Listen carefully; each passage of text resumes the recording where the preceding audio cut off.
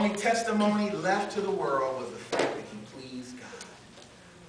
What's your testimony? What's your testimony? And then finally we get to verse 6. But without faith, we've been talking about with faith. He now switches really quick to, but without faith. It says, it is impossible to please him. For he that cometh to God must believe that he is, and that he is a rewarder of them that diligently seek him. It's impossible to please God without faith.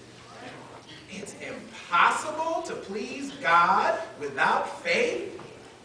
And isn't it interesting that faith works like love? It's an action word, so you can't just say, I have it. You got to prove it. You actually got to respond by faith to things you know that are true. God expects that. You can't fool God and say, well, of course I have faith. We normally follow that statement up with, but. Well, yes, I believe, but. There is no buts with faith. We just believe. And we believe that the same God that created the heavens and the earth is working on our behalf.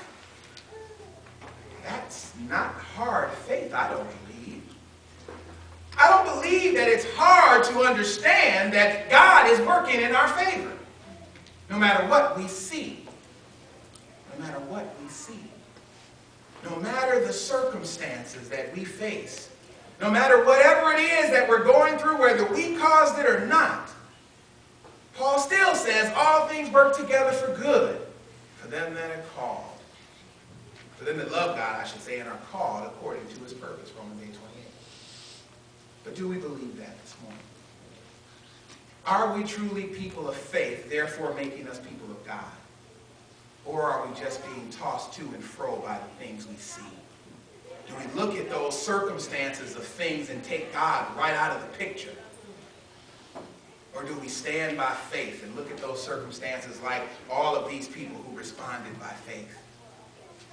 And you just can't escape this faith that these folks had.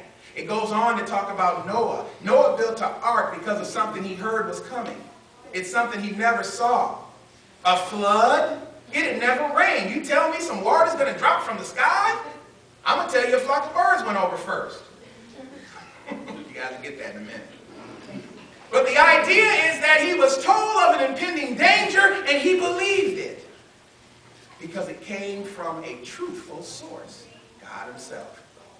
And God established a covenant with him and gave him instructions. And by faith, Noah carried it out. We never read about him questioning it. We never read where Noah said, well, God, there's been no flood here. We've never seen it. Are you sure? He didn't ask God that. I believe God gave him what would be perceived today as an impossible task.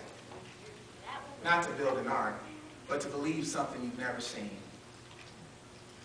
Jesus asked us the same thing. To believe something you haven't seen. But he asked us to accept the evidence of it. He said he was going to prepare a place for us. Do you believe in heaven? He said he was going to prepare a place for us, and unless he's a liar, it's there. He's doing just what he said. He is in heaven on the right hand of God making intercession for us. It's like God is the judge and we have Jesus as our lawyer. Do you trust him? Do you cast your cares upon him because he cares? That's what the scriptures say, but are you living that? It is the same God that created heaven and earth that we won't allow to trust with our circumstances. It's the same God who delivered Israel out of Egypt in 430 years of hardcore labor. It's that same God that we won't trust with our finances. It's the same God that has raised people, even Christ, from the dead, that we won't trust to deal with our health issues or protect our children or deliver us from hard times. And it's that same God that said, I love you first, that you must trust to love you back. to love you and you love him, and to have a covenant relationship and carry this congregation beyond some little Clyde Mayberry. It's that God who will operate in the lives of people who are ready to claim victory. I ask you this morning, are you ready to claim victory? Are you ready to throw in the towel? I ask you, if that's the case, then your faith never was in God, it was only in me. But if you believe truly in God, then the best years of Metalon are coming. They're not gone. They're coming. Without faith, it is impossible to please God. So unless we decide to worship something other than God, we have to have faith. And we have to believe that he is a rewarder truly of them who diligently seek him. Do you believe that this morning? And if you do, you must start acting like it. That means that you must take responsibility for your actions. You must take responsibility for this church. Each and every one of you. Each and every one of you.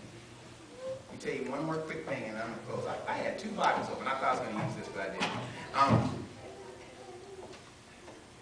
When we were in our meeting, many of you know that we've decided to have Don Medford added as an associate minister. Did you guys read that? Did they tell you that? Are you guys not talking today? Somebody got your tongue? Your cat? All right. We did that, and that was because we were looking at the budget. You guys ever looked at it? Well, we were looking at this, and based on the past, we thought, well, we're not going to have enough money to continue to do the things that we're doing, pay Clyde and then add Don. We're not going to have enough money for that. Based on that. We looked at what you were giving, and I guess we assumed everybody's tapped out. Everybody's giving the maximum that they could ever give. They have no extras. No extras whatsoever. You don't go to the movies. You don't rent movies. You don't do anything but come here and give leftovers. We're all tapped out of our resources because there's a recession and all the other things that we can see. I'm foolish enough to believe that if we pushed it, and we've never done it, what if we did and told you we need $1,000 every week? That you guys would give $1,000 every week. I actually believe you can. I believe you would say why. Is there a reason? Because, see, we've been conditioned that all we're simply doing is paying a preacher. We don't think we're supporting the work of the ministry. Remember the lesson 2 weeks ago I preached and Paul was praising the Philippian church? And he said, I was in places where nobody communicated unto me in regards to gifts and receiving except you. Paul's doing a work in Corinth and he's got to argue with them about paying him, and so Philippians sends some money. Paul, we believe in your work. Here you go. This is supporting the work of the ministry. Not Paul. Paul has no ministry. It's Christ's ministry that Paul is supporting. And they realized the importance and the benefit of that, and they said, you know what? We need to give more. We need to make sure that Paul's taken care of so Paul can take care of us. It's not something that we often teach. We look and see circumstance, we say there's a recession, and we can't make people blessed. Can't do that. Oh no. But what we do instead is we give, and I don't know how anybody decides what to give. How do you decide to give? I don't want you to tell me, I just want you to think about it. How do you decide what to give? Do you just look at the budget and say, well, they're not complaining, so this week I'll just give $5. Do you give 20? Do you give consistently? Do you give 10%? What is your giving based on? Is your giving based on what God's word says it should be? Or have you decided what you're going to give God from his stash? Let me say that again. Practice that. Have you decided to give based on what God's word says? Or are you giving back to God from the money he's giving you? You've decided how much to give. You've said, I'm going to give this, and this is enough. This is enough. Really interesting what we give. Is our giving by faith? Are we really diligently seeking God by the way we give? This church needs a full-time minister. You've always needed a full-time minister. You need a full-time